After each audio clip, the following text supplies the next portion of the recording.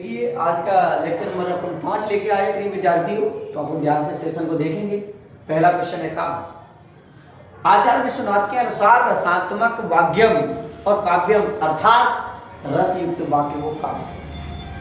काव्य के अंतर्गत दो भेद होते हैं, एक होता है श्रव्य काव्य और एक होता है दृश्य काव्य।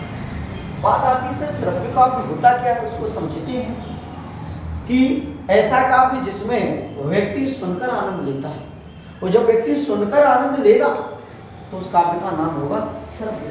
अच्छा 10 में बहुत बार होती पूछ ली, जैसे कहानी श्रव्य काव्य। श्रव्य काव्य के दो भेद होते हैं, एक होता है प्रबंध काव्य, एक होता है मुक्तक काव्य। प्रबंध काव्य के 3 भेद हैं, महाकाव्य, खंडकाव्य, आख्यान। जब पेपर में तीसरा ऑप्शन ना मिले तो प्रबंध काव्य के 2 ही भेद माने गए, महाकाव्य और खंडकाव्य। मुक्तक काव्य के 2 भेद हैं, पाठक मुक्तक और गद्य मुक्तक। ये बात आती है सर प्रबंध काव्य होता क्या है? वह काव्य जिसमें एक कथा सूत्रों के रूप में धागे के समान गुथी रहती है, उसे हम प्रबंध काव्य बोलते हैं। और प्रबंध काव्य में जो बात आएगी, जैसे रामचरितमानस, तुलसीदासी प्रबंध काव्य। इसी के साथ साथ अपन क्वेश्चन पढ़ेंगे दूसरा बेटा दृश्य काव्य। सौरभ, जब दृश्य काव्य की बात होती है तो ऐसा काव्य जिसमें व्यक्ति देखकर आनंद लेता है। जब व्यक्ति को दिखाया जाएगा कोई चीज, जैसे कि नाटक है, उसको देखने से उसे जो आनंद मिलता है वो दृश्य काव्य। दृश्य काव्य जैसे नाटक है, एकांकी। आगे चलते हैं अपन महाकाव्य और खंडकाव्य को पढ़ने जा रहे हैं। तो क्वेश्चन है महाकाव्य खंडकाव्य में अंतर लिखें, या अथवा ऐसे आ सकता है महाकाव्य खंडकाव्य की परिभाषा लिखते हुए इनके लक्षण लिखें। लक्षण का मतलब होता है विशेषता। कक्षा 12 में पेपर को केवल घुमाया जाता है, जो क्वेश्चन होता है उसमें कभी लक्षण कह देगा, कभी परिभाषा कह देगा, कभी क्या तात्पर्य है, उस चीज को समझिए। महाकाव्य खंडकाव्य, पहले महाकाव्य की परिभाषा समझेंगे बेटा कि महाकाव्य होता क्या।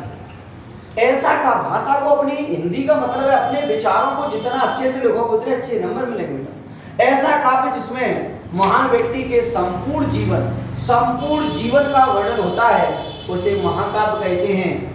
खंडकाव्य ऐसा काव्य जिसमें किसी महान व्यक्ति के जीवन की किसी एक घटना, उसके पूरे जीवन में से किसी एक घटना के बारे में वर्णन कर दो कि हमने अपनी लाइफ में एक बार क्रिकेट खेली और उसने बहुत नाम कमाया था, तो उसने किसी एक घटना का वर्णन करके दिखाया है, तो वो खंडकाव्य हो।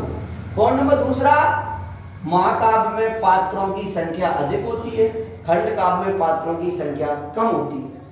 महाकाव्य में रसों का प्रयोग अधिक होता है, खंडकाव्य में रसों का प्रयोग कम होता है। और लिखने एक आध पॉइंट और लिख सकती है।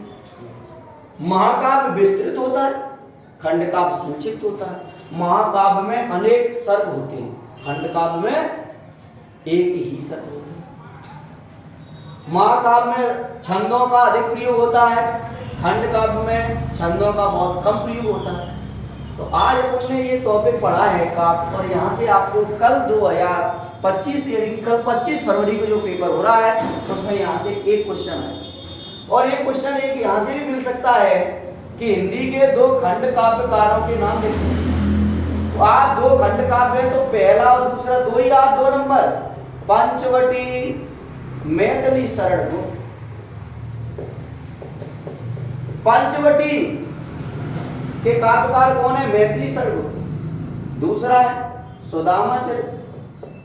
सुदामा चरित्र का सौरभ बेटा नरोत्तम दास। ले 2 नंबर, क्योंकि 2024 का अगर पेपर उठा रहे तो हिंदी के 2 महाकाव्य आए थे, हो सकता है वही एमपी बोर्ड है जानता है इस क्वेश्चन का नंबर है।